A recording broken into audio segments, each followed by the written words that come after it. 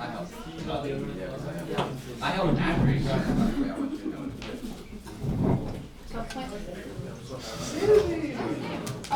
Okay, go ahead and move on up.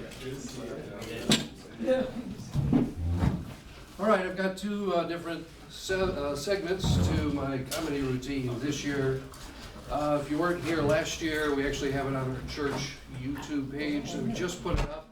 If somebody missed it, they can check this time next year and be able to see some of this from today. So you got to be here for comedy hour. Let me see if this goes up real quick.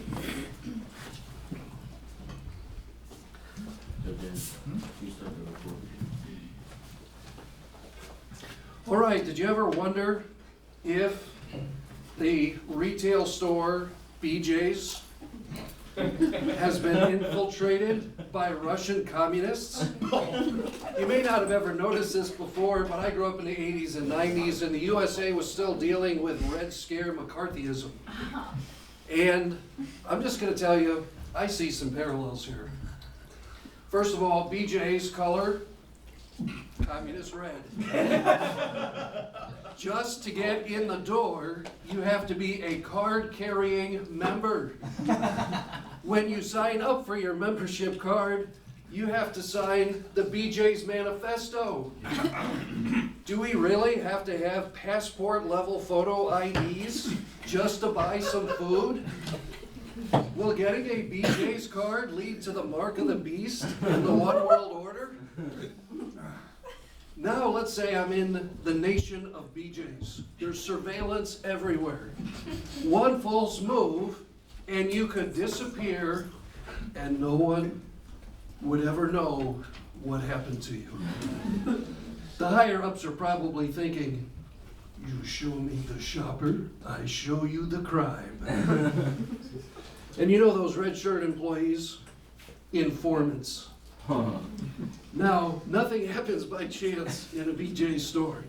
The social planners made it so that the furthest thing from the door is always the thing that you want the most. You find a huge box of cereal somewhere, and then you have an unpatriotic thought. Do they have this in a smaller portion than this?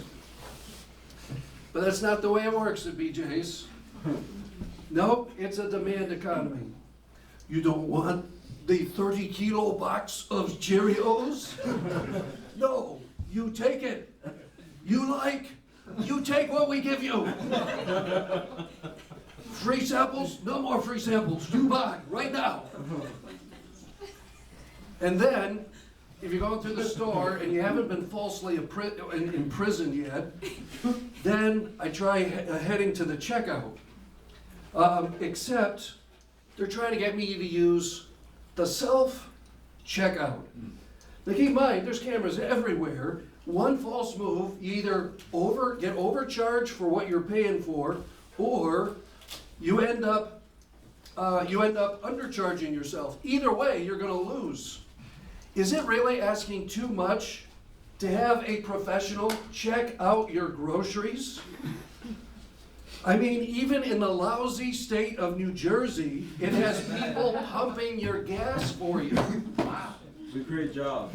That's right.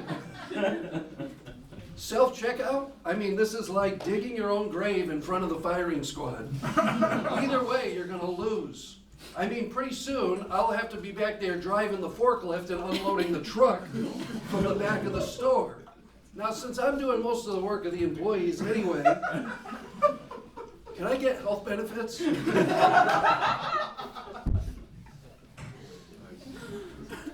Now, after surviving the checkout, here I am pushing my peasant's cart full of basic provisions, and I'm heading for the door thinking, man, I'm in the land of the free, in the home of the brave, when all of a sudden, halt!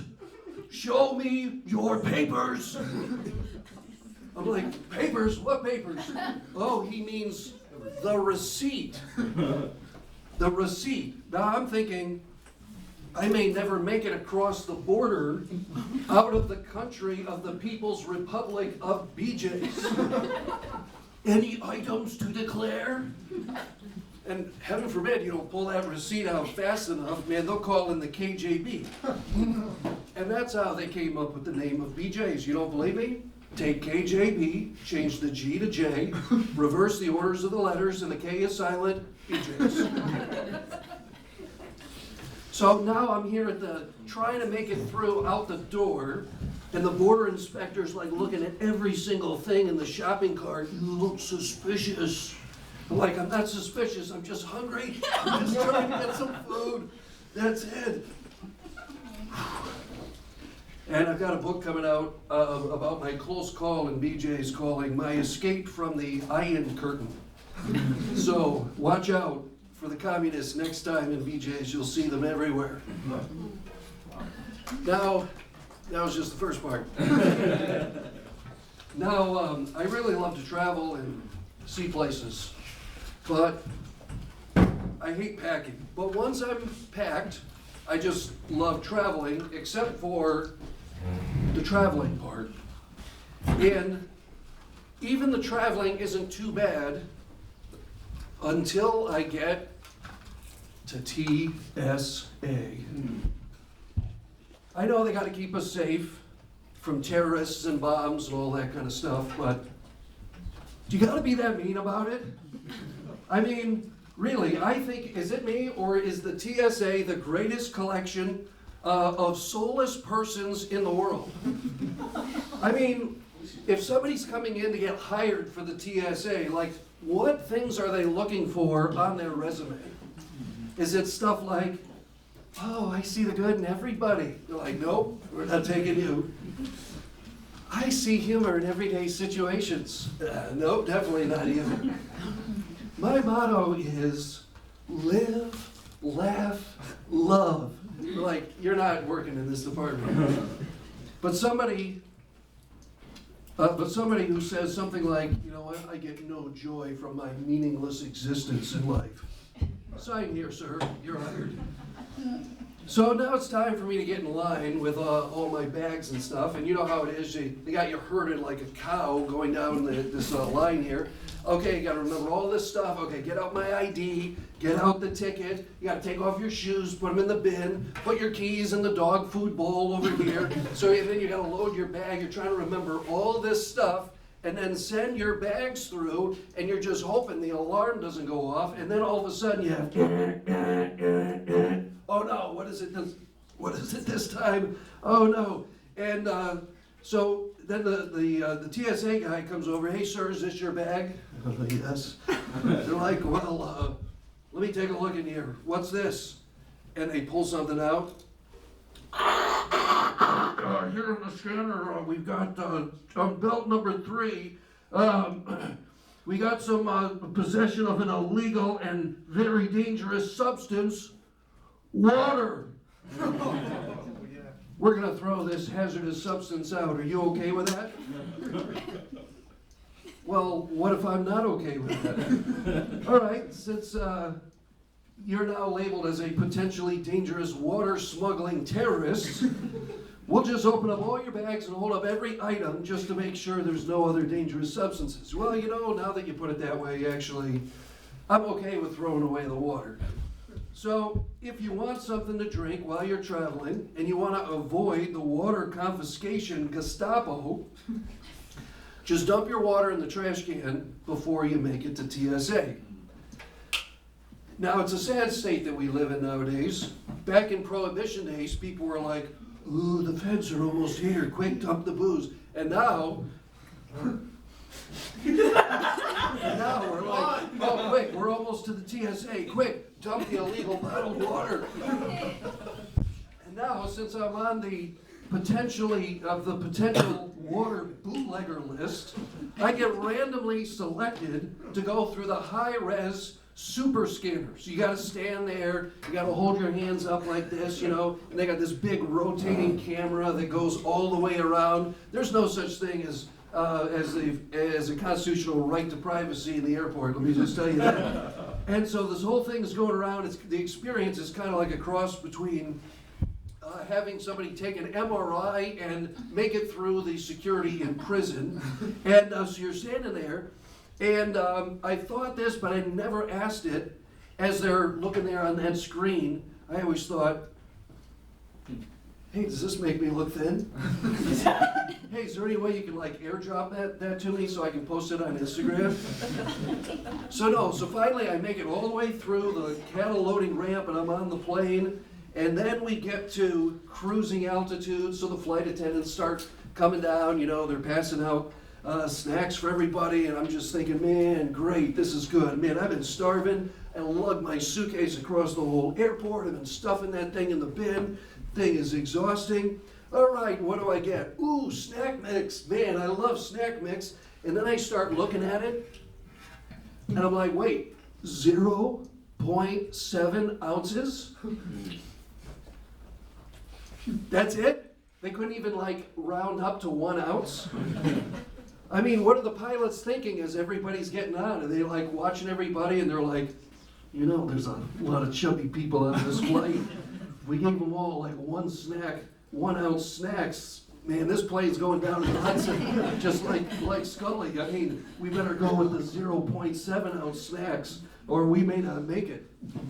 You know, probably more likely what happened is there's somebody in an accounting office sitting behind a desk saying, you know, if we shave the snack packs down from 1 ounce to 0.7 ounces, then we'll save 10 million gallons of aviation fuel over the next 10 years and rake in $1 million in profits.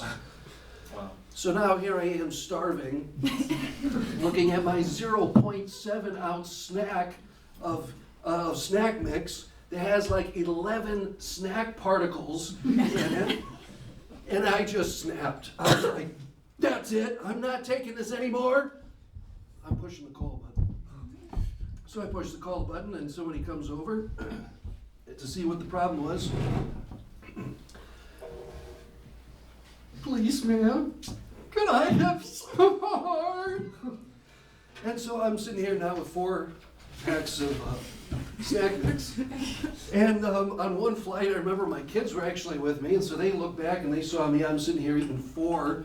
I got 4 packs of snack mix, and they just finished their infant portion of 1 pack of snack mix. So they're all like hungry, and they're like looking back at me, and they're like, Dad, could we have another snack mix? And I was like, you know, being the benevolent and selfless, sacrificial dad I am, I just said, get your own! They're mine! They're all mine! And I actually said, oh, just ask. Look, just ask. You can get your own. So eventually they asked. And they're all sitting here eating like 4 packs themselves. So once we made it to our connecting airport, then we had to get a second flight. And then another thing I don't like about airline travel is this connecting gate assignments. You ever notice the pattern on this? There's got to be people up in some like the air traffic control tower that are like planning where you come in and out and stuff. And I'm sure there's got to be conversations like this. Hey man, you know what would be really funny? Like this guy only has 35 minutes in between connecting flights. Yeah, we'll send him in like way over here in the airport. And then we'll have him leave and this one over here. Do you think he can do an 8-minute mile packing luggage all the way through the airport? Yeah, man, we got to watch this on the monitors. This is going to be must-see TV. So now I'm dragging like all my luggage. I make it all the way through. I get up to the next gate, and I'm exhausted. And then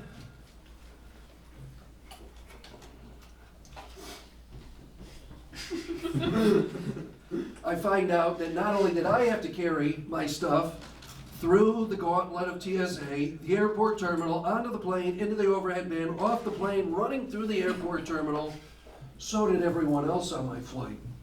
So we're all standing here with our carry-on bags, and the flight attendant says, excuse me, sir, you'll have to check that bag here at the wingtip. But I just carried this thing through the whole airport. But sir, there's not any room for any more carry-on bags. Now, I wanted to say, look, this is not my problem. Stop charging $50 a bag and the bins wouldn't be full of carry-on bags. So that's not my problem. But I did want to get on the flight, so apparently it was my problem. So I'm just telling you, I'm checking this bag under duress. So after my trip, I called the main airline phone number, and the conversation went something like this. Hello, I just got back from a trip on your airline, and I just needed to know, to whom do I submit my check bag fee? Excuse me, sir, is this for a flight you already completed? Yes. Do you have all of your bags? Yes. So exactly what is the problem? You know, if I wanted the airline to carry my bag to the plane, I have to pay you $50. Well, I just carried my bag up to the plane, was forced to check the bag, and since I carried my bag to the plane for you and did all the work for your airline, the airline should pay me $50. Who do I submit my check bag claim for $50? They hung up on me. What? This is luggage injustice. I demand baggage fairness for all.